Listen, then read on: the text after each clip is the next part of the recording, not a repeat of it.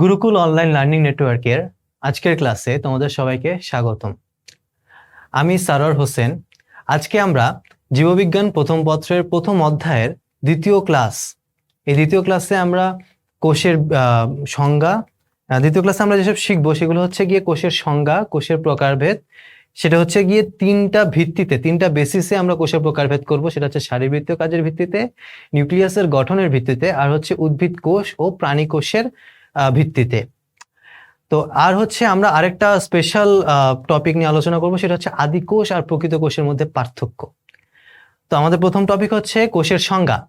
তো কোষের সংজ্ঞা লোই এবং সিকেভিচ দুজন বিজ্ঞানী ছিলেন। তারা হচ্ছে 1969 সালে কোষের একটা সংজ্ঞা দাঁড় করিয়েছেন। তারা বলেছেন যে কোষ হলো একটি বৈষম্যভেদ্য ঝিল্লি দ্বারা সীমাবদ্ধ জীবের কার্যকলাপের একক। কোষ কিন্তু একটা একক।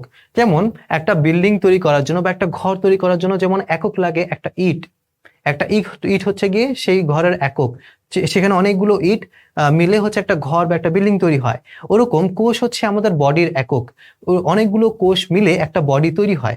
তো কোষ হচ্ছে একটি বৈষম্যভেদ্য ঝিল্লি দ্বারা সীমাবদ্ধ জীব কার্যকলাপের একক, যা অন্য কোনো সজীব মাধ্যম ছাড়াই আত্মপ্রজননে সক্ষম। এই সেকেন্ড লাইনটা কিন্তু খুব বেশি ইম্পর্টেন্ট, কারণ কোষই হচ্ছে গিয়ে এমন একটা একক যে হচ্ছে কারো সাহায্য ছাড়া, অন্য কোনো সজীব মাধ্যম ছাড়াই নিজেই প্রজনন বা বংশ বিস্তারে সক্ষম। তার মানে কোষের যে বিভাজন হয়, একটা কোষ দুটো কোষে পরিণত হবে, এটাকে বলা হয় কোষের বিভাজন। এই কোষের বিভাজনটা কিন্তু কোষ তার মধ্যে থাকা উপাদানগুলো ব্যবহার করেই করে থাকে।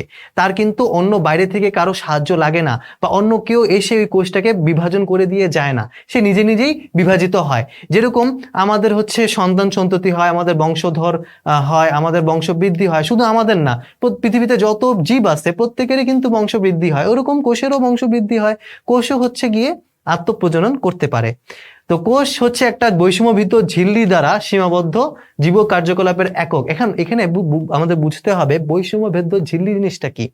বৈষম্যভেদ্য ঝিল্লি বলতে এখানে কিন্তু কোষ ঝিল্লির কথা বলা হচ্ছে।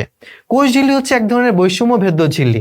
সে কিন্তু বৈষম্যভেদ্য, তার মানে হচ্ছে সে হচ্ছে রেস্ট্রিক্টেড এন্ট্রি রাখে, মানে তার ওই ঝিল্লি থেকে কোষের ভিতরে ঢুকতে পারার কি বলে পারমিশন কারো কারো থাকে, আবার কারো কারো থাকে না। সে সবাইকে পারমিশন দেয় না, ও হচ্ছে চুজি। সে কাউকে পারমিশন দেয়, কাউকে পারমিশন দেয় না। মনে করো হচ্ছে গিয়ে কোনো ক্ষতিকারক কেউ একটু আসলো, কোষের ভিতরে ঢুকতে চাইলো, কোষ তাকে ঢুকতে দিবে না। কিন্তু কোনো উপকারী কোনো কিছু, যেমন পুষ্টি উপাদান, সে কোষের ভিতরে ঢুকতে চাইলো, তো কোষ তো তাকে অবশ্যই ঢুকতে দিবে। কোষ হচ্ছে পুষ্টি উপাদানকে ঢুকতে দিল, তারপর আবার হচ্ছে কোষ অক্সিজেনকে ঢুকতে দিবে, কোষ বিভিন্ন আয়নকে ঢুকতে দিবে। এরকম কোষ বিভিন্ন জিনিসপাতিকে তার কোষ ঝিল্লিকে ভেদ করে তার ভিতর ঢুকতে দিবে। তো এই যে কোষ ঝিল্লিটা কাউকে ঢুকতে দিচ্ছে, কাউকে ঢুকতে দিচ্ছে না। আবার বের হওয়ার সময় তাই, কেউ বের হতে পারে, কেউ বের হতে পারে না। তো এই কারণে এই ঝিল্লিটাকে বলা হয় বৈষম্যভেদ্য ঝিল্লি। মানে সে বৈষম্য করতেছে, কাউকে ঢুকতে দিচ্ছে, কাউকে দিচ্ছে না, এখানে সে বৈষম্য করতেছে, এই জন্য এটাকে বৈষম্যভেদ্য ঝিল্লি বলা হচ্ছে। তো এরপর লেখা আছে, দেখো এই কারণে ভাইরাস কোষের অন্তর্ভুক্ত নয়। ভাইরাসকে কেন কোষের অন্তর্ভুক্ত করা হচ্ছে না? কারণ ভাইরাসের কোনো বৈষম্যভেদ্য ঝিল্লি নাই। ভাইরাসের কিন্তু বৈষম্যভেদ্য ঝিল্লি বা কোষ ঝিল্লি থাকে না। ভাইরাসের যেই বাইরের যে ক্যাপসুল থাকে, ওটাকে বলা হয় ক্যাপসুল। ভাইরাসের বাইরের যে আবরণটা, ওটা প্রোটিন দিয়ে তৈরি হয়, ওটা হচ্ছে ক্যাপসুল। আর এমনি নর্মাল একটা কোষের বৈষম্যভেদ্য ঝিল্লি কিন্তু ফসফোলিপিড বাইলেয়ার দিয়ে তৈরি হয়। এটা আমরা নেক্সট ক্লাসগুলোতে শিখবো। ওইখানে ফ্লুইড মোজাইক মডেল সম্পর্কে আমরা জানবো, সেখানে আমরা কোষ ঝিল্লি সম্পর্কে বিস্তারিত আলোচনা করব। তো কোষের ভিতরে প্রতি মুহূর্তে হাজার হাজার বিক্রিয়া ঘটে, যা উদ্ভিদ ও প্রাণীর দেহকে কর্মক্ষম রাখে। আমাদের প্রতিটা কোষে কোষে অনেক বিক্রিয়া হচ্ছে। এই হাজার হাজার বিক্রিয়াগুলো থেকে শক্তি তৈরি হচ্ছে। এই বিক্রিয়াগুলো আমাদের অক্সিজেনকে ব্যবহার করে শক্তি তৈরি করে, কার্বন ডাইঅক্সাইড তৈরি করে। এই বিক্রিয়াগুলোর ফলে আমার কোষের মধ্যে বিভিন্ন প্রোটিন তৈরি হচ্ছে, বিভিন্ন অঙ্গাণু তৈরি হচ্ছে, হ্যাঁ, বিভিন্ন হরমোন তৈরি হচ্ছে, বিভিন্ন এনজাইম তৈরি হচ্ছে। তো এগুলো সব কিন্তু এক একটা বিক্রিয়ার ফলে তৈরি হচ্ছে। হ্যাঁ, সো এই বিক্রিয়াগুলো সব কিন্তু প্রতিটা কোষে, আমার শরীরে 100 ট্রিলিয়ন কোষ আছে, প্রতিটা কোষে হাজার হাজার বিক্রিয়া হচ্ছে। সো আমার শরীরের এই কোষগুলোকে, এই যে হাজার হাজার বিক্রিয়া হচ্ছে, এই জন্য এই বিক্রিয়াগুলোকে সম্মিলিতভাবে বলা হয় জীবের বিপাক। সো বিপাক জিনিসটা কি? প্রতিটা কোষের মধ্যে যে বিক্রিয়াগুলো হচ্ছে, এই বিক্রিয়াগুলোকে সম্মিলিতভাবে বলা হয় জীবের বিপাক। হ্যাঁ, এটাকে ইংলিশে বলা হয় মেটাবলিজম। এই বিভাগের কিন্তু আবার দুইটা ভাগ আছে। মেটাবলিজমের দুইটা ভাগ আছে, একটা হচ্ছে অ্যানাবলিজম আর একটা হচ্ছে ক্যাটাবলিজম। এটা আমরা এই স্লাইডে নাই। অ্যানাবলিজম হচ্ছে গিয়ে এটাকে বাংলা বলা হয় উপচিতি, আর ক্যাটাবলিজমকে বাংলায় বলা হয় অপচিতি। তো এইগুলো সম্পর্কে আমরা ভবিষ্যতে অন্য কোনো ক্লাসে আলোচনা করব। তো আমাদের ক্লাসে যে টপিকটা সেটা হচ্ছে কোষের সংজ্ঞা। সো কোষের সংজ্ঞা আমাদের জানা হয়ে গেল। এরপর আমরা চলে আসবো কোষের প্রকারভেদে। কোষের প্রকারভেদ কিন্তু আমরা তিনটা বেসিসে করব। একটা হচ্ছে শারীরবৃত্তীয় কাজের ভিত্তিতে, আরেকটা হচ্ছে শারীরবৃত্তীয় কাজের ভিত্তিতে, আরেকটা হচ্ছে নিউক্লিয়াসের গঠনের ভিত্তিতে, আর আরেকটা হচ্ছে কোষের প্রকারভেদ, যেটা হচ্ছে উদ্ভিদ কোষ আর প্রাণী কোষ। তাদের মধ্যেও কিন্তু বেশ কিছু পার্থক্য আছে। হ্যাঁ, উদ্ভিদের কোষ আর প্রাণীর কোষের মধ্যে বিভিন্ন পার্থক্য আছে। এই পার্থক্যের উপরই তাদেরকে আবার প্রকারভেদ করা হয়েছে। তো আমাদের প্রথম প্রকারভেদটা হচ্ছে শারীরবৃত্তীয় কাজের ভিত্তিতে। শারীরবৃত্তীয় কাজের ভিত্তিতে আমরা কোষকে দুই ভাগে ভাগ করি। মানে এখানে আমরা কিন্তু তিনটা বেসিসের উপর কথা বলতেছি। প্রতিটা বেসিসে তুমি দেখবা দুইটা করে ভাগ করা হয়েছে। শারীরবৃত্তীয় কাজের ক্ষেত্রে যেমন দুইটা ভাগ, আমরা হচ্ছে নিউক্লিয়াসের গঠনের ভিত্তিতেও দেখবো দুইটা ভাগ, আবার ওই উদ্ভিদ কোষ প্রাণী কোষ সেখানেও কিন্তু দুটো ভাগ। তো শারীরবৃত্তীয় কাজের ভিত্তিতে যে দুটো ভাগ, সেটার নাম হচ্ছে, একটা হচ্ছে দেহকোষ আর একটা হচ্ছে জনন কোষ বা গ্যামেট, ইংলিশে বলা হয় গ্যামেট। আর দেহকোষকে ইংলিশে বলা হয় সোমাটিক সেল। তো দেহকোষ হচ্ছে কি কোন কোষগুলো, যে কোষগুলো আমাদের শরীরকে তৈরি করে, আমাদের জীবদেহের অঙ্গ ও অঙ্গতন্ত্র গঠনকারী কোষকে বলা হয় দেহকোষ। তারা উচ্চ শ্রেণীর জীবের দেহকোষে সাধারণত ডিপ্লয়েড সংখ্যক ক্রোমোজোম থাকে। এখানে কিন্তু ক্রোমোজোমের কথা বলা হচ্ছে। দেহকোষের ক্ষেত্রে ক্রোমোজোম থাকে ডিপ্লয়েড সংখ্যক, কিন্তু আমরা যদি জনন কোষে চলে আসি, জনন কোষে আমরা দেখবো জনন কোষে হচ্ছে গিয়ে এই কোষগুলোতে ক্রোমোজোম থাকে হ্যাপ্লয়েড সংখ্যক। ঠিক আছে। তো দেহকোষ, এই কোষগুলো আমরা কোথায় কোথায় পাবো? এটা আমরা আমাদের অঙ্গতন্ত্রতে পাবো। আমাদের শরীরের পুরো দেহটা এই দেহকোষ থেকেই তৈরি হচ্ছে, নামই কিন্তু দেহকোষ। তাহলে দেহ তৈরি হবে দেহকোষ থেকে। আর উদাহরণ হিসেবে যদি আমরা বলতে চাই, মূল বলবো, কাণ্ড, পাতার কোষ, স্নায়ু কোষ, রক্তকণিকা। হ্যাঁ, আমরা আমাদের পেশি কোষ বলতে পারি। হ্যাঁ, আরো যত ধরনের কোষ আছে আমাদের শরীরে, আবরণী কোষ। হ্যাঁ, এই যে স্নায়ু কোষের কথা তো এখানে লেখাই আছে। তারপর হচ্ছে যোজক টিস্যু বা যোজক কোষ, এই সব কোষগুলোই দেহকোষ থেকে তৈরি। আর হচ্ছে গিয়ে জনন কোষ বা গ্যামেট, এটাকে ইংলিশে বলবো আমরা রিপ্রোডাক্টিভ সেল অর গ্যামেট, এবং এটা হচ্ছে যৌন প্রজননের সময় তৈরি হয়। এই জনন কোষগুলো তৈরি হয় একমাত্র যৌন প্রজননের সময়। এগুলো তৈরি হয় মেইনলি হচ্ছে এগুলো শুক্রাণু বা ডিম্বাণু হিসেবে থাকে। শুক্রাণু ছেলেদের থাকে আর ডিম্বাণু থাকে মেয়েদের। ঠিক আছে। তো যৌন প্রজননের জন্য ডিপ্লয়েড জীবের জননাঙ্গে মায়োসিস প্রক্রিয়ায় উৎপন্ন হ্যাপ্লয়েড কোষকে জনন কোষ বলা হচ্ছে। তার মানে জনন কোষগুলো তৈরি হচ্ছে জননাঙ্গে সেগুলো তৈরি হচ্ছে মায়োসিস প্রক্রিয়ায়। এবং এখানে একটা কথা আমাদেরকে মনে রাখতে হবে, এই জনন কোষগুলো তৈরি হয় জনন মাতৃকোষ থেকে, এবং এই জনন মাতৃকোষগুলো কিন্তু আবার দেহকোষ। জনন মাতৃকোষগুলো হচ্ছে এক ধরনের দেহকোষ। জনন মাতৃকোষগুলোর ক্রোমোজোম সংখ্যা হচ্ছে গিয়ে ডিপ্লয়েড থাকে, কিন্তু জনন মাতৃকোষ থেকে মায়োসিস প্রক্রিয়া যখন জনন কোষ তৈরি হয়, সেই জনন কোষগুলোতে কিন্তু ক্রোমোজোম থাকে হ্যাপ্লয়েড সংখ্যক। এই কথাটা আমাদেরকে মনে রাখতে হবে। আর জনন কোষ বা গ্যামেট এরা কিন্তু সর্বদাই হ্যাপ্লয়েড থাকে, কখনোই কোনো জনন কোষ বা গ্যামেটকে আমরা ডিপ্লয়েড পাবো না। ওকে, আমরা পরের স্লাইডে চলে যাই। পরের স্লাইডে এরপর আমাদের টপিকটা হচ্ছে নিউক্লিয়াসের গঠনের ভিত্তিতে কোষের প্রকারভেদ।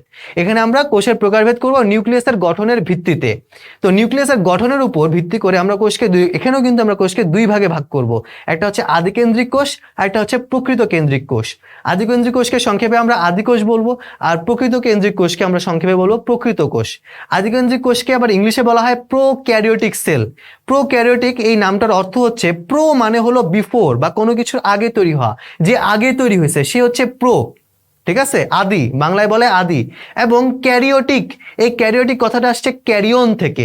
ক্যারিয়ন মানে হচ্ছে নাট, এটা না নাট বলে এটাকে, আসলে এগুলো হচ্ছে গ্রিক শব্দ। ক্যারিয়ন মানে হচ্ছে নাট, নাটকে আবার হচ্ছে গিয়ে বলা হয় নিউক্লিয়াস। ওকে, তো এইখান থেকে কিন্তু নিউক্লিয়াস কথাটা চলে আসছে। তো প্রোক্যারিওটিক সেল মানে হচ্ছে গিয়ে এমন সেল যাদের নিউক্লিয়াসটা হচ্ছে আদি প্রকৃতির, মানে ওই তাদের নিউক্লিয়াসটা খুব একটা হচ্ছে উন্নত না, অনুন্নত প্রকৃতির, আদিম প্রকৃতির হচ্ছে একটা নিউক্লিয়াস তাদের থাকে, এই জন্য তাদেরকে বলা হচ্ছে প্রোক্যারিওটিক সেল। যে কোষে কোনো আবরণী বেষ্টিত নিউক্লিয়াস, এমনকি আবরণী বেষ্টিত অন্য কোনো অঙ্গাণুও থাকে না, তারাই হচ্ছে আদি কোষ। এর মানে হচ্ছে কি, দুটো কথা বলছে, কিন্তু তাদের নিউক্লিয়াসে কোনো আবরণী থাকবে না, আবার ওই কোষের মধ্যে আরও তো বিভিন্ন অঙ্গাণু থাকে, ওই অঙ্গাণুগুলোর মধ্যেও কিন্তু কোনো আবরণী থাকবে না। মানে যেই সব অঙ্গাণুর মধ্যে আবরণী থাকার কথা ছিল, ওইসব অঙ্গাণু তো আবরণী থাকেই না, ওই অঙ্গাণুগুলোও থাকে না। আমাদের আদি কোষের মধ্যে আমরা শুধু রাইবোজোম পাবো, রাইবোজোম ছাড়া অন্য কোনো সাইটোপ্লাজমিক অঙ্গাণু আমরা আদি কোষের মধ্যে পাবো না। আর নিউক্লিয়াসের ক্ষেত্রে আমরা শুধু আবরণী বেষ্টিত নিউক্লিয়াস পাবো, মানে আবরণী বেষ্টিত নিউক্লিয়াস আমরা প্রকৃত কোষে পাবো, আর আদি কোষের ক্ষেত্রে কোনো আবরণী বেষ্টিত নিউক্লিয়াস আমরা পাবো না। ওকে, তো আদি কোষে নন হিস্টোন প্রোটিন যুক্ত একটি মাত্র বৃত্তাকার ডিএনএ থাকে।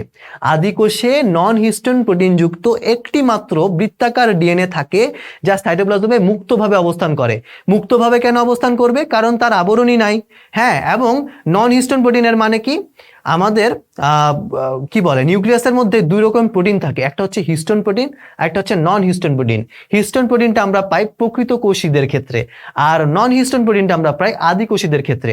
আদি কোষীদের নিউক্লিয়াসে ডিএনএর সাথে নন হিস্টোন প্রোটিন লাগানো থাকে, আর প্রকৃত কোষীদের ক্ষেত্রে তাদের ডিএনএতে হিস্টোন প্রোটিন লাগানো থাকে। এই হচ্ছে পার্থক্য। এই পার্থক্যগুলো কিন্তু আমরা ভবিষ্যতেও পরের স্লাইডেও আমরা কিন্তু পড়বো, ঠিক আছে? পরের স্লাইডেও আমরা পড়বো কিছুক্ষণ পরেই। আচ্ছা, তো আদি কোষে বৃত্তাকার ডিএনএ যা মুক্তভাবে ছড়ানো থাকে, এটাকে বলা হয় নিউক্লিওয়েড। ওকে, এবং এদের রাইবোজোম হচ্ছে 70S। এই কথাটা আমরা পরে ডিসক্রাইব করব, এটাকে পরে আমরা হচ্ছে গিয়ে ব্যাখ্যা করব। রাইবোজোমকে বলা হয় 70S। আপাতত এটুকু জেনে রাখি, রাইবোজোম এর আদি কোষের ক্ষেত্রে যে রাইবোজোমটা থাকে সেটা 70S রাইবোজোম। আচ্ছা, আদি কোষ দ্বিভাজন বা অ্যামাইটোসিস প্রক্রিয়ায় বিভাজিত হয়। আদি কোষ না, মেনলি আমরা আদি কোষ কাদেরকে দেখতে পাই? যারা হচ্ছে ব্যাকটেরিয়া। আমরা মেনলি ব্যাকটেরিয়াদেরকে দেখতে পাই যে তারা হচ্ছে আদিকোষী হয়। তো ব্যাকটেরিয়াদের কোষ বিভাজন প্রক্রিয়াই হচ্ছে অ্যামাইটোসিস প্রক্রিয়া। তারা অ্যামাইটোসিস প্রক্রিয়ায় কোষ বিভাজন করে, যেটাকে দ্বিভাজনও বলা হয়। ওকে, তো আদিকোষ দ্বারা গঠিত জীব হলো আদিকোষী জীব, সিম্পল। আর এদেরকে ইংলিশে বলা হচ্ছে প্রোক্যারিওটস। আর উদাহরণ হলো কি, মাইকোপ্লাজমা, ব্যাকটেরিয়া, সায়ানোব্যাকটেরিয়া। এখানে মাইকোপ্লাজমা এক ধরনের ব্যাকটেরিয়া, এটা খুব আদি টাইপের ব্যাকটেরিয়া। আর সায়ানোব্যাকটেরিয়া না, এরা হচ্ছে এই ব্যাকটেরিয়াগুলোকে না একসময় আমরা নীলাভ সবুজ শৈবাল বলতাম। তো আমরা 9-10-এও কিন্তু আমরা নীলাভ সবুজ শৈবাল কথাটা জেনে আসছি, এবং ইন্টারেও আমরা চ্যাপ্টার 5-এ, তো ওইখানেও যখন আমরা শৈবাল চ্যাপ্টারটা পড়বো, সেখানেও আমরা নীলাভ সবুজ শৈবাল কথাটা সম্পর্কে আলোচনা সেখানে আছে।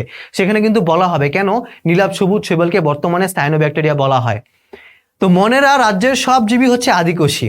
মনেরা একটা রাজ্যের নাম, যেটা আমরা 9-10-এ পড়ে আসছিলাম।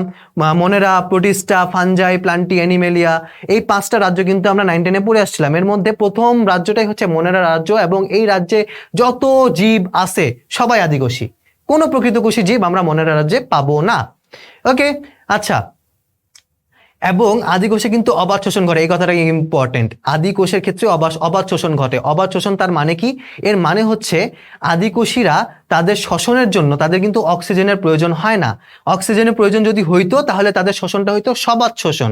যেহেতু তারা অক্সিজেন ছাড়াই শোষণ করে, এটাকে বলা হয় অবাধ শোষণ। অবাধ মানে হচ্ছে বাতাস ছাড়া। বাত কথাটা বাতাস থেকে আসছে। অবাত মানে বাতাস নাই, অ মানে না, বাতাস, অবাতাস মানে হচ্ছে না বাতাস, মানে কি বাতাস দরকার নাই, এই শ্বসনে বাতাস প্রয়োজন নাই। আচ্ছা, অধিকাংশ ক্ষেত্রে শ্বসন পদ্ধতির পুষ্টি ঘটে। এখানে এরা পুষ্টি গ্রহণ করে শ্বসন পদ্ধতিতে। তার মানে কি, তারা হচ্ছে চুষে নেয়, কারো থেকে পুষ্টি চুষে নিবে। তারা না অনেক ক্ষেত্রে হচ্ছে গিয়ে পরজীবী হিসেবে কাজ করে। যেমন আমার শরীরে কোনো একটা ব্যাকটেরিয়া আছে, সে আমার শরীর থেকে পুষ্টিটা চুষে নিবে। অনেকে হচ্ছে গিয়ে মুক্তজীবী ব্যাকটেরিয়াও থাকে অনেক। এই মুক্তজীবী ব্যাকটেরিয়া পরিবেশ থেকে পুষ্টি চুষে নিবে। তো তাদের মেইনলি পুষ্টি গ্রহণ করার পদ্ধতিটা হচ্ছে চোষণ পদ্ধতি। আর তারা কিন্তু কিছু কিছু ব্যাকটেরিয়া আছে যারা হচ্ছে সালোক সংশ্লেষণ করে। আমরা যে সায়ানোব্যাকটেরিয়ার কথা বললাম, এরাও কিন্তু এক ধরনের ব্যাকটেরিয়া যারা হচ্ছে সালোক সংশ্লেষণ করতে পারে, এবং এরা সবুজ কালারের হয়। যেহেতু আমরা জানি সালোক সংশ্লেষণ করার জন্য ক্লোরোপ্লাস্টের দরকার পড়ে, যদিও সায়ানোব্যাকটেরিয়াতে ক্লোরোপ্লাস্ট থাকে না, তাদের ক্ষেত্রে কিন্তু ক্লোরোফিল জিনিসটা কিন্তু থাকে। ক্লোরোফিল হচ্ছে একটা পিগমেন্ট। এই পিগমেন্টের কারণে হচ্ছে ক্লোরোফিল পিগমেন্টের কারণেই, যে কোনো যার মধ্যেই ক্লোরোফিল পিগমেন্টটা থাকবে সেই তাকেই দেখতে সবুজ রঙের দেখাবে, আর যার মধ্যে ক্লোরোফিল পিগমেন্ট দেখাবে না সে অবশ্যই সবুজ কালার হবে না। আর ক্লোরোপ্লাস্টটা আমরা প্রকৃত কোষীদের ক্ষেত্রেই পাবো, যেহেতু আমি বলছি যে আদি কোষীদের অঙ্গাণু থাকে না, কোনো আবরণী বেষ্টিত অঙ্গাণু আদি কোষীদের থাকে না, এটা প্রকৃত কোষীদের বৈশিষ্ট্য। তো ক্লোরোপ্লাস্টটাও কিন্তু এক ধরনের আবরণী বেষ্টিত অঙ্গাণু, তো ক্লোরোপ্লাস্ট অবশ্যই আদি কোষীদের মধ্যে থাকবে না, এটা প্রকৃত কোষীদের মধ্যে থাকবে। তো তাহলে তাদের যেহেতু ক্লোরোপ্লাস্ট নাই, তাদের মধ্যে অবশ্যই ক্লোরোফিলটা তো অন্তত আছে, এই ক্লোরোফিলটা তাদের কোষ ঝিল্লিতে লাগানো থাকে। আচ্ছা, আমরা পরের স্লাইডে চলে যাই। এখানে দেখো প্রকৃত কোষ সম্পর্কে আলোচনা করব আমরা এখন। প্রকৃত কোষ হচ্ছে যেসব কোষে আবরণী বেষ্টিত নিউক্লিয়াস থাকে, তারাই হচ্ছে প্রকৃত কোষ। প্রকৃত কোষে নিউক্লিয়াস ছাড়াও আবরণী বেষ্টিত অন্যান্য অঙ্গাণু যেমন মাইটোকন্ড্রিয়া, ক্লোরোপ্লাস্ট, গোলগি বস্তু, লাইসোজোম, এগুলো সবই কিন্তু হচ্ছে সাইটোপ্লাজমিক অঙ্গাণু। আরো বিভিন্ন সাইটোপ্লাজমিক অঙ্গাণু আছে, যেমন আমি ক্লোরোপ্লাস্টের কথা বললাম, তারপর এখানে লেখা নাই যেমন সেন্ট্রোজোম আছে, হ্যাঁ, আরো বিভিন্ন হচ্ছে অঙ্গাণু আছে, সাইটোপ্লাজমিক অঙ্গাণু আছে যেগুলো প্রকৃত কোষে থাকবে, কিন্তু এগুলো আদি কোষীতে থাকবে না, এক্সেপ্ট রাইবোজোম। আবার কথা আছে কিন্তু এখানে, রাইবোজোম কিন্তু আবরণী বেষ্টিত কোনো অঙ্গাণু না। আমরা বলে আসছি আদি কোষীতে কোনো আবরণী বেষ্টিত অঙ্গাণু থাকে না, মানে থাকে না। এই রাইবোজোমের কথা যেটা আমরা বলতেছি যে রাইবোজোম থাকে, এই রাইবোজোমে কিন্তু কোনো আবরণী নাই, ও আবরণী বিহীন একটা অঙ্গাণু। তার মানে আমাদের কথাটা কিন্তু ঠিক আছে, কোনো ব্যতিক্রম কিন্তু এই কথার মধ্যে নাই। ওকে, তো দুই স্তর বিশিষ্ট একটা আবরণী দ্বারা পরিবেষ্টিত অবস্থায় নিউক্লিওপ্লাজম, নিউক্লিওলাস এবং একাধিক ক্রোমোজোম নিয়ে নিউক্লিয়াস গঠিত। এখানে কি বললো, নিউক্লিয়াসটার একটা আবরণ থাকে, সেই আবরণের দুইটা স্তর আছে এবং সেই নিউক্লিয়াসে কিছু উপাদান আছে। এই উপাদানগুলোর নাম কি? একটা হচ্ছে নিউক্লিওপ্লাজম, একটা হচ্ছে নিউক্লিওলাস এবং একাধিক ক্রোমোজোম। নিউক্লিওপ্লাজম হচ্ছে ওখানে মাতৃকা যেটা থাকে, তরল পদার্থ যেটা, হ্যাঁ, থকথক একটা তরল পদার্থ থাকে, ওই তরল পদার্থটার নামই হচ্ছে নিউক্লিওপ্লাজম। আর নিউক্লিওলাস হচ্ছে ওই নিউক্লিয়াসের মধ্যে একটা ছোট্ট বলের মতন, হ্যাঁ, ছোট একটা বলের মতন জিনিস থাকে, ওইটাকে বলা হয় নিউক্লিওলাস। আর ক্রোমোজোম, ক্রোমোজোম তো আমরা জানি ওই প্যাঁচানো যে জিনিসটা ডিএনএ আর হিস্টোন প্রোটিন দিয়ে তৈরি, ওইটাকেই ক্রোমোজোম বলা হচ্ছে। আর প্রকৃত কোষের ক্রোমোজোম লম্বা থাকে, ওটা কিন্তু বৃত্তাকার হয় না, এবং দুটা প্রান্ত থাকে, ক্রোমোজোমে দুটা প্রান্ত থাকে। কিন্তু প্রকৃত আদি কোষীদের ক্ষেত্রে কিন্তু বৃত্তাকার ডিএনএ ছিল, তাদের ক্রোমোজোমটাও বৃত্তাকারই হয়। আর তাদের প্রকৃত কোষীদের ক্ষেত্রে তাদের ডিএনএ তে হিস্টোন প্রোটিন লাগানো থাকে, ডিএনএ তে হিস্টোন প্রোটিন লাগানো থাকে। আর আদি কোষীদের ক্ষেত্রে আমরা কি পাইছি, তাদের ডিএনএ তে হিস্টোন প্রোটিন থাকে না, তাদের ডিএনএ তে থাকে নন হিস্টোন প্রোটিন। আর রাইবোজোম এটা হচ্ছে 80S, আমরা কিন্তু পড়ে আসছি আদি কোষের রাইবোজোম হচ্ছে 70S, আর প্রকৃত কোষীদের ক্ষেত্রে রাইবোজোম হচ্ছে 80S। ওকে, আর প্রকৃত কোষীদের ক্ষেত্রে ডিএনএ সূত্রাকার হবে বা সুতার মতন হবে, এবং তাদের ক্রোমোজোম কিন্তু একাধিক। যেমন আমাদের ক্ষেত্রে আমাদের ক্রোমোজোম কিন্তু থাকে 23 জোড়া বা 46টা ক্রোমোজোম আমাদের থাকে। ব্যাকটেরিয়াতে কিন্তু এত বেশি ক্রোমোজোম থাকে না, তাদের একটা বা দুইটা, এর বেশি থাকবে না ক্রোমোজোম। আচ্ছা, তাদের একটাই ক্রোমোজোম থাকে। তো কোষ বিভাজন মাইটোসিস বা মিওসিস প্রক্রিয়া, মিওসিস মায়োসিস যেটাই বলো, দুইটা উচ্চারণই সঠিক আছে, মাইটোসিস এবং মায়োসিস, এই দুই রকমের কোষ বিভাজন আমাদের ক্ষেত্রে বা যে কোনো প্রকৃত কোষীদের ক্ষেত্রে দেখা যাবে। মাইটোসিস হবে হচ্ছে দেহকোষের কোষ বিভাজন, আর মায়োসিস হচ্ছে জনন মাতৃকোষের কোষ বিভাজন। জনন মাতৃকোষ মায়োসিস প্রক্রিয়া বিভাজিত হয়ে জনন কোষ তৈরি করে, জনন কোষগুলো শুক্রাণু ডিম্বাণু হিসেবে বংশবৃদ্ধিতে সাহায্য করে। হ্যাঁ, আর ব্যাকটেরিয়াদের ক্ষেত্রে কি হয়, তাদের ক্ষেত্রে অ্যামাইটোসিস হয়। এটার বাংলা নাম কি? দ্বিভাজন। আচ্ছা, ইউক্যারিওটিক এই শব্দটাও কিন্তু গ্রিক একটা শব্দ। এই শব্দটার অর্থ কি? ইউ মানে হচ্ছে গুড, বা ইউ মানে হচ্ছে আছে, এটাও বোঝায়। হ্যাঁ, আর ক্যারিয়ন মানে হচ্ছে নিউক্লিয়াস। তো ইউক্যারিয়ন এটার মানে হচ্ছে সুগঠিত নিউক্লিয়াস, মানে এমন একটা নিউক্লিয়াস যে নিউক্লিয়াসটা উন্নত, ওই নিউক্লিয়াসটা সুগঠিত, খুব ভালোভাবে গঠন করা হয়েছে নিউক্লিয়াসটা। এই নিউক্লিয়াস যুক্ত যে কোষগুলো, ওই কোষগুলোকেই বলা হয় প্রকৃত কেন্দ্রিক কোষ বা ইউক্যারিওটিক কোষ। আচ্ছা, জড় কোষ প্রাচীর বিশিষ্ট প্রকৃত কোষই হচ্ছে প্রকৃত উদ্ভিদ কোষ, আর জড় কোষ প্রাচীর বিহীন যে কোষগুলো, ওগুলো হচ্ছে কি? প্রাণী কোষ। হ্যাঁ, তো উদ্ভিদ কোষের ক্ষেত্রে জড় কোষ প্রাচীর থাকে, এটা আমরা সকলেই জানি, প্রাণী কোষের ক্ষেত্রে থাকে না। শৈবাল, ছত্রাক, ব্রায়োফাইটস, টেরিডোফাইটস, জিমনোস্পার্ম এবং অ্যাঞ্জিওস্পার্ম ইত্যাদি সব উদ্ভিদই প্রকৃত কোষ দিয়ে গঠিত, এবং সকল প্রাণী কোষ প্রকৃত কোষ। আচ্ছা, এখানে কিন্তু বলছে ব্রায়োফাইট, টেরিডোফাইট, এগুলোর মানে কি? ব্রায়োফাইট মানে হচ্ছে মস। আমরা মস দেখছি না, যে প্রাচীরের বা দেয়ালের গায়ে সবুজ কার্পেটের মতন যে জিনিসটা লাগানো থাকে, বৃষ্টির বর্ষাকালে এটা বেশি দেখা যায়। হ্যাঁ, যে পচা কোন একটা প্রাচীর বা দেয়ালের গায়ে এরকম মসের একটা আবরণ তৈরি হয়ে যায়, ওটা ওদেরকে কিন্তু ইংলিশে ব্রায়োফাইটস বলে। আর টেরিডোফাইটস হচ্ছে ফার্ন, আমরা হচ্ছে ড্রেনের পাশে এগুলো বেশি জন্মায়। এই ফার্ন বা এগুলো হচ্ছে অনেকটা বড় বড় পাতার মতন হয়, চিকন চিকন পাতা। এগুলো সম্পর্কে আলাদা আলাদা চ্যাপ্টারই আছে, আমরা চ্যাপ্টার 6 এগুলো সম্পর্কে আলোচনা করব। আর জিমনোস্পার্ম, অ্যাঞ্জিওস্পার্ম, এই দুইটা টপিক নিয়ে আমরা চ্যাপ্টার 7-এ আলোচনা করব। জিমনোস্পার্ম মানে হচ্ছে জিমনোস্পার্ম মানে হচ্ছে গিয়ে নগ্নবীজি, আর অ্যাঞ্জিওস্পার্ম মানে হচ্ছে আবৃতবীজি। ওকে, মানে আবৃতবীজি যেসব বীজ বীজ ফল দিয়ে আবৃত থাকে না, মানে যাদের ফল তৈরি হয় না ওরা জিমনোস্পার্ম, আর যাদের ফল তৈরি হয় ওরা অ্যাঞ্জিওস্পার্ম। এটা একদম সহজ কথা। আচ্ছা, প্রকৃত কোষ দ্বারা গঠিত জীব হলো প্রকৃত কোষী জীব, সহজ কথা। আর প্রকৃত কোষে সবাত শোষণ ঘটে, আদি কোষে অবাত শোষণ ঘটে, আর প্রকৃত কোষে সবাত শোষণ ঘটে। আমাদের কথাই চিন্তা করি, আমরা অক্সিজেন গ্রহণ করতেছি না, বাতাস ছাড়া বা নিঃশ্বাস প্রশ্বাস ছাড়া কি আমরা বাঁচতে পারবো? পারবো না। কারণ কি? কারণ আমাদের শ্বসন যেটা, এটা কিন্তু সবাত প্রকৃতির, মানে এই শ্বসনটা ঘটানোর জন্য বাতাসের প্রয়োজন আছে, বাতাস ছাড়া এই শ্বসনটা হবে না। আর যদি আমাদের শরীরে শোষণ না হয় তাহলে আমাদের শরীরে শক্তিও তৈরি হবে না। এই কারণে প্রকৃত কোষে সবাত শোষণ ঘটে। আর শ্বসন, আত্তীকরণ ও সালোক সংশ্লেষণ পদ্ধতিতে পুষ্টি ঘটে। শ্বসন মানে কি? ওই যে চুষে নিব আমরা তো চুষি না, আরো বিভিন্ন ধরনের হচ্ছে গিয়ে প্রাণী থাকে, যেমন কেঁচো, ওরা কিন্তু প্রকৃত কোষী এবং ওরা চোষণ পদ্ধতিতেই খাদ্য গ্রহণ করে। যোগ, তারা কিন্তু আমাদের রক্ত চুষে খায়, তাই না? ওরকম, তাহলে এদের চোষণ পদ্ধতিতে হচ্ছে খাদ্য গ্রহণ করতেছে। আত্তীকরণ, সালোক সংশ্লেষণ। আত্তীকরণ মানে আমরা যেটা করি আর কি, আমরা যে হাতে মানে চাবায় চাবায় বা গিলে খাই, এটাকে আত্তীকরণ বলে। আর সালোক সংশ্লেষণ মানে উদ্ভিদরা যে কাজটা করে, তারা সালোক সংশ্লেষণ পদ্ধতিতে নিজের খাদ্য নিজে তৈরি করে, নিজের পুষ্টি নিজে তৈরি করে গ্রহণ করে। ঠিক আছে?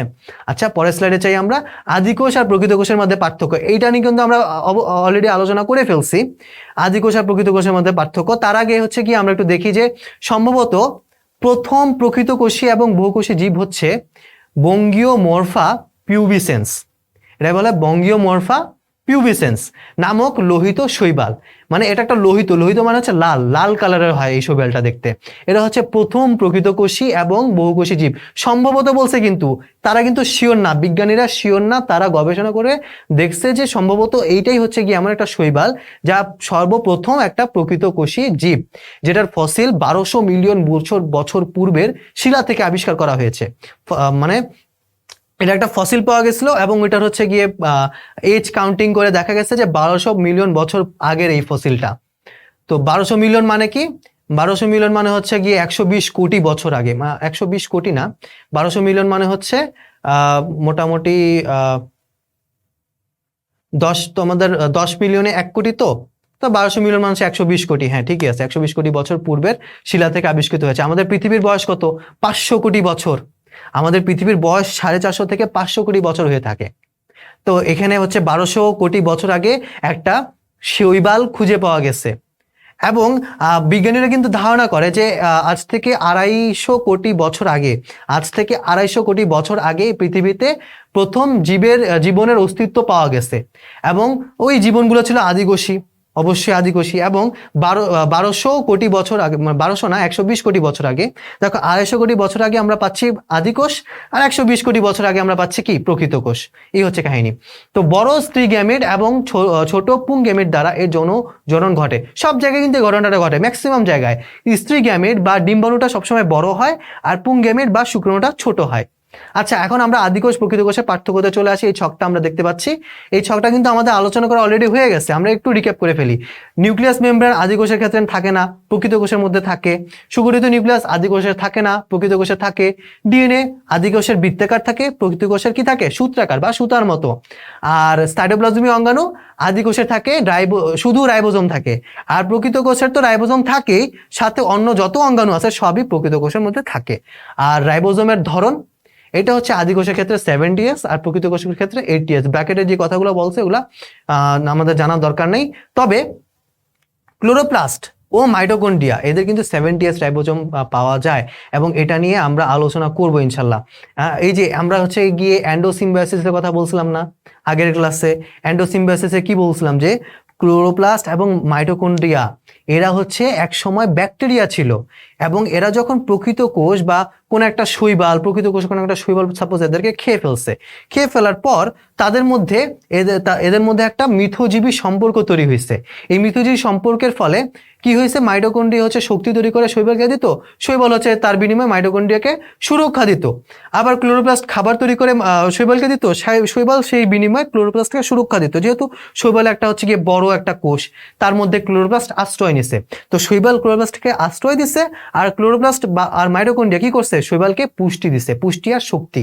তো এইভাবে তাদের মধ্যে একটা মিথজীবী সম্পর্ক তৈরি হয়ে গেছে এবং তারা একটা স্থায়ী বাসিন্দা হয়ে গেছে ক্লোরোপ্লাস্ট মাইটোকন্ড্রিয়া। তার মানে ক্লোরোপ্লাস্ট মাইটোকন্ড্রিয়া কিন্তু আমাদের একদম অরিজিনালি যদি আমরা চিন্তা করি, ক্লোরোপ্লাস্ট মাইটোকন্ড্রিয়া কিন্তু একটা ব্যাকটেরিয়া, তারা পরে বিবর্তিত হয়ে ক্লোরোপ্লাস্ট এবং মাইটোকন্ড্রিয়াতে পরিণত হয়েছে। ওকে, তো 6 নম্বরে চলে আসি। দেখো, কোষ বিভাজন। আদি কোষীদের ক্ষেত্রে কোষ বিভাজন হয় অ্যামাইটোসিস পদ্ধতিতে, আর প্রকৃত কোষীদের ক্ষেত্রে হয় মাইটোসিস ও মিওসিস পদ্ধতিতে। আর শ্বসন, আদি কোষীদের ক্ষেত্রে অবাধ শ্বসন হয়, প্রকৃত কোষীদের ক্ষেত্রে হয় সবাদ শ্বসন। এই হচ্ছে কাহিনী।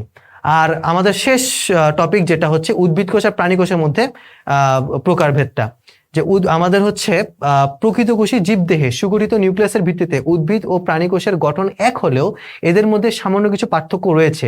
এই জন্য উদ্ভিদ কোষ আর প্রাণী কোষ কিন্তু আমরা দুটি আলাদা বৈশিষ্ট্যের কোষ হিসেবেই চিহ্নিত করি।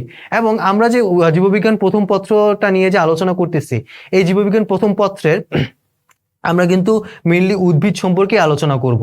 এখানে যে চ্যাপ্টার 5 থেকে আমরা চ্যাপ্টার 7 পর্যন্ত, এই 5, 6, 7 এই 3টা চ্যাপ্টারে কিন্তু পুরো উদ্ভিদ নিয়ে আলোচনা, হ্যাঁ, উদ্ভিদ জগৎ নিয়ে আলোচনা। আর এরপর হচ্ছে আমরা যখন জীববিজ্ঞান দ্বিতীয় পত্র নিয়ে আলোচনা করব, ওই দ্বিতীয় পত্রতে কিন্তু আবার এই জীববিজ্ঞান দ্বিতীয় পত্রকে কিন্তু আমরা জুওলজিও বলে থাকি। কারণ কি, এইখানে মেনলি আমরা প্রাণী নিয়ে আলোচনা করে থাকি। জীববিজ্ঞান দ্বিতীয় পত্রতে প্রাণী নিয়ে আলোচনাটা বেশি, আর জীববিজ্ঞান প্রথম পত্রতে উদ্ভিদদের নিয়ে আলোচনাটা বেশি। তো এভাবে আলাদা করা হয়েছে, বইটাই আলাদা করা। তো উদ্ভিদ কোষ হচ্ছে গিয়ে এরা এমন কোষ যেই কোষের বাইরে কোষ প্রাচীর থাকে এবং এই কোষ প্রাচীরটা শক্ত হয়, সেলুলোজ দিয়ে তৈরি হয়। আর পরিণত কোষের কেন্দ্রে বড় একটা কোষ গহ্বর থাকবে, আর সাইটোপ্লাজম যেটা হচ্ছে ক্লোরোপ্লাস্ট থাকবে। সাইটোপ্লাজমের মধ্যে ক্লোরোপ্লাস্ট থাকবে, কিন্তু এই কথাটা কিন্তু উদ্ভিদ কোষের ক্ষেত্রে একদম ইউনিক। উদ্ভিদ কোষে ক্লোরোপ্লাস্ট পাবো আমরা, প্রাণী কোষে পাবো না। আর উদ্ভিদ কোষে আমরা কোষ প্রাচীর পাবো, প্রাণী কোষে পাবো না। পরিণত কোষের ক্ষেত্রে তাদের গঠনটা হবে গোলাকার, ডিম্বাকার। আর সঞ্চিত খাদ্য কি, শ্বেতসার। দেখো, উদ্ভিদদের ক্ষেত্রে সঞ্চিত খাদ্য হবে শ্বেতসার, আর প্রাণী কোষের ক্ষেত্রে সঞ্চিত খাদ্য কি হবে, চর্বি আর গ্লাইকোজেন। আমরা কিন্তু জানি আমরা যারা মোটা মানুষ আছি, এবং আমি নিজেও, আমার শরীরেও কিন্তু চর্বি আছে। আমাদের পুরো শরীরের যে ওয়েট, টোটাল ওয়েটের 20% থাকে চর্বি। আমাদের শরীরের টোটাল ওয়েটের 20% থাকে চর্বি, এবং এটা হচ্ছে নর্মাল। আর যারা হচ্ছে গিয়ে একটু মোটা টাইপের লোক, হ্যাঁ, তাদের ক্ষেত্রে এই পার্সেন্টেজটা আরো বেশি থাকে। আর চর্বির সাথে গ্লাইকোজেনও থাকে। গ্লাইকোজেন আর চর্বি এই দুটো হচ্ছে আমাদের সঞ্চিত খাদ্য। গ্লাইকোজেনটা কি জিনিস, এটা হচ্ছে এক ধরনের শর্করা। যেমন শ্বেতসার এক ধরনের শর্করা, শ্বেতসারটা থাকে উদ্ভিদ কোষের ক্ষেত্রে, আর গ্লাইকোজেন আর চর্বিটা থাকে প্রাণী কোষের ক্ষেত্রে। প্রাণী কোষে কোনো কোষ প্রাচীর থাকবে না, প্রাণী কোষে কোনো কোষ গহ্বর থাকবে না, প্রাণী কোষে কোনো ক্লোরোপ্লাস্ট থাকবে না। আর কিন্তু প্রাণী কোষে একটা জিনিস থাকবে যেটা উদ্ভিদ কোষে আমরা পাবো না, সেটা হচ্ছে সেন্ট্রোজোম। এই সেন্ট্রোজোম কিন্তু প্রাণী কোষের কোষ বিভাজনেও সাহায্য করে, যেটা আমরা কোষ বিভাজন চ্যাপ্টারে আলোচনা করব। তো এই ছিল আজকে আমাদের ক্লাস। এই ক্লাসে আমরা কি কি জানতে পারলাম, সেগুলো হচ্ছে কোষের সংজ্ঞা আমরা জানতে পারছি, এবং কি কোষের সংজ্ঞা কে দিচ্ছে, লোই এবং সিকেভিচ, এই দুটা বিজ্ঞানের সংজ্ঞায় কিন্তু আমরা আলোচনা করছি। এবং কোষের প্রকারভেদগুলো সম্পর্কে আমরা আলোচনা করছি, এবং 3টা বেসিসে কিন্তু আমরা কোষের প্রকারভেদ আলোচনা করছি। আর এই কোষের প্রকারভেদগুলোর মধ্যে আমরা আদি কোষ আর প্রকৃত কোষের মধ্যে পার্থক্যটা আমরা এক্সট্রা ভাবে আলাদা করে একটা ছক আকারে জেনেছি। কারণ এই আদি কোষ আর প্রকৃত কোষের মধ্যে পার্থক্য, এটা কিন্তু এক্সামে চলে আসে, অনুধাবনমূলক কোশ্চেনগুলোতে এটা বেশি আসে। তো এই ছিল আজকে আমাদের ক্লাস। আমাদের সাথে থাকার জন্য ধন্যবাদ, গুরুকুলের সাথে থাকার জন্য ধন্যবাদ। তোমাদের যদি এই ক্লাস নিয়ে কোনো প্রশ্ন থেকে থাকে, তোমরা আমাদেরকে কমেন্ট করে জানাবে, এবং ক্লাসটা যদি তোমাদের ভালো লেগে থাকে তাহলে অবশ্যই শেয়ার করে দিবে বন্ধুদের মাঝে। ধন্যবাদ।